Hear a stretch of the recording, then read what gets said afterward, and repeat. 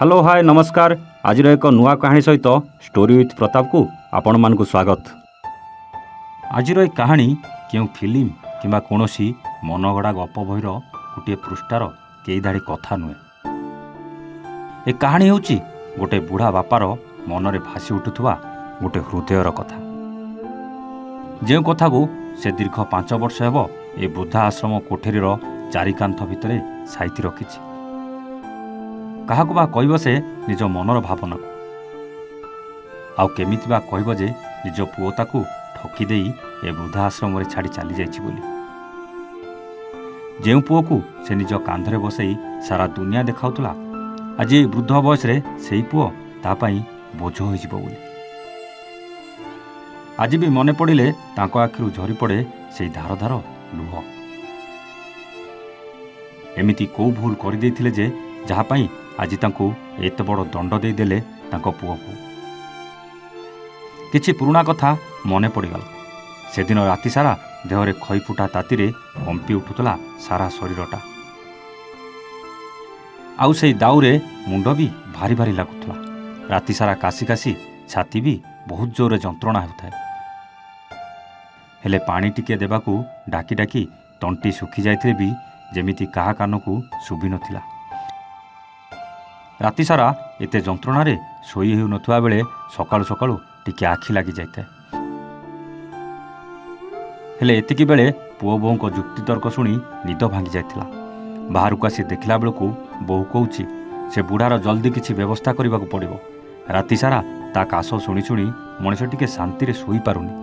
तमे से बुढ़ा को घरु बाहर कर दियो, नहले मुए घरु बाहर जीवी।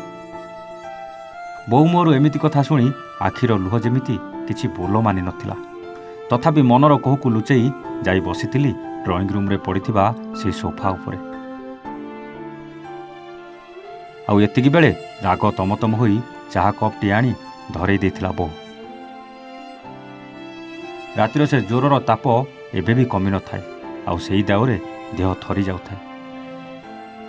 औषध आनिया पई कहि कहि थकी जाइथिले मध्य पोता काम व्यस्ततारे औषध टिके आनिबाकू भूली जाउथला।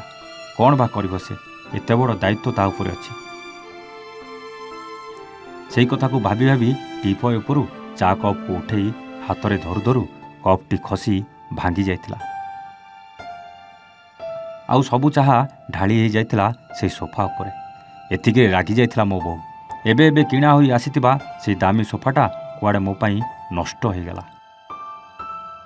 आउ ए कथा को नहीं पुणी थरे आरंभ हो जाइथिला पुओ बोउंकर जुक्ति तर्क।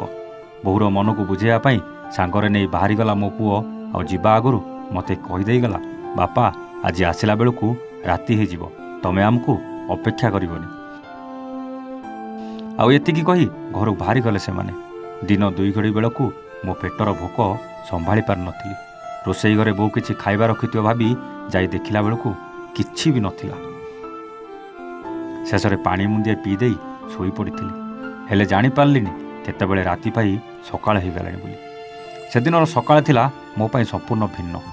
मो उठिबा पूर्वरु मो बोउ मते आनी चाहा जळखिया खाइबाकू देथिला। आ मो पुआ आसी कहला, बापा जल्दी रेडी हो जाओ, तुमको टिके मु बुलेई आनिबी।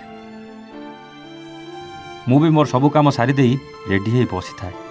एपटे मो बोउ गोटे ब्याग रे कोन नहीं पुओ गाड़ी भीतर रखिदेला। सेतिकी बेलकू मो पुओ कहला, चलो बापा गाड़ी रे बस, आमर डेरी हो जाउची। आउ तापरे मो पुओर सेई दामी गाड़ी रे बसी सारा सहर बुलिबा परे मो पुओ मते एई घर को नहीं आसिला। मते चौकी उपरे बसई देई भितरे बाबूगो सह किछि कथा आला। परे मते कहला, बापा तमे टिके एठी विश्राम कर, मु संगे संगे आसुची। हेले मो पुओ से दिन ठारू मते एठी छाड़ी देई जाइछि जे जाइछि, आज पर्यंत आउ तार देखा नाही। ए घरर जणे बाबू आसी मते कहले, एटा कुआडे वृद्धाश्रम, आ मो पुओ मते एठी छाड़ी देई चली जाइछि। मु ताको बहुत थर कॉल मध्य कली, हेले से फोन रिसीव कलानी। आउ सेई दिन ठारू तार फेरिया बाटकू चाहि चाहि मई घरे बसिछि। आ मो मनरे विश्वास अछि मो पुओ निश्चय मो पाखकू दिना दिने फेरी आसिबो। सतरे केते निष्ठुर से पुओ, जाहाकू मଣିଷ करिया पई बापा तार सबु जीवन सुख को माटी रे मिसई देथिला। आज सेई पुओ ता बापा को नहीं ଆଜି ବୃଦ୍ଧା ଆଶ୍ରମରେ ଛାଡ଼ି ଦେଇଛି। ପାଠ ପଢ଼ାଇ ବଡ଼ ମଣିଷ କରିବ ବୋଲି ଆଖିର ଲୁହକୁ ତୁଣ୍ଡରେ ପିଇ ବାପା ପୁଅକୁ ମଣିଷ କରିଥିଲା। ପୁଅର ପାଠପଢ଼ାରେ କାଳେ ଅସୁବିଧା ହେବ ସେଥିପାଇଁ ନିଜ ପାଇଁ ନୂଆ ଡ୍ରେସ୍ ନ କିଣି ଚିରା ସାର୍ଟକୁ ହାତରେ ସିଲେଇ କରି ପିନ୍ଧିଥିଲା। ହେଲେ ଆଜି ପୁଅର ଦାମୀ ସୋଫାରେ ଚାହା ପଡ଼ିଗଲା ବୋଲି ବାପାକୁ ଆଣି ବୃଦ୍ଧା ଆଶ୍ରମରେ ଛାଡ଼ି ଦେଇଛି ତା ପୁଅ।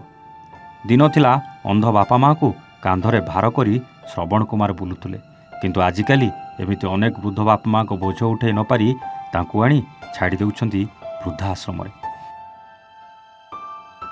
ତେବେ ଦର୍ଶକ ବନ୍ଧୁ, ତେବେ ଥରେ ଚିନ୍ତା କରି ଦେଖିଲେ ଯେ ପିଲାଙ୍କୁ ବଡ଼ କରିବାକୁ ନିଜ ଜୀବନର ସବୁ ଖୁସିକୁ ସାରି ଦେଇଥିଲା, ଆଜି ଜୀବନ ନେଇ ଶେଷ ସମୟରେ ତା ଜାଗା କ'ଣ କେବଳ ବୃଦ୍ଧାଶ୍ରମ? ଯଦି କାହାଣୀ ଆପଣଙ୍କୁ ଭଲ ଲାଗିଥିବ ଲାଇକ୍ ସେୟାର କରିବାକୁ ଭୁଲିବେନି। ହଁ, ସବସ୍କ୍ରାଇବ୍ କରି ବେଲ୍ ଆଇକନ୍ ଦବାଇ ଦିଅନ୍ତୁ। ଏମିତି ହୃଦୟପୋଷୀ କାହାଣୀ ଆପଣଙ୍କ ପାଇଁ ସବୁଦିନ ସନ୍ଧ୍ୟା 8ଟାରେ ନେଇ ଆସିବୁ।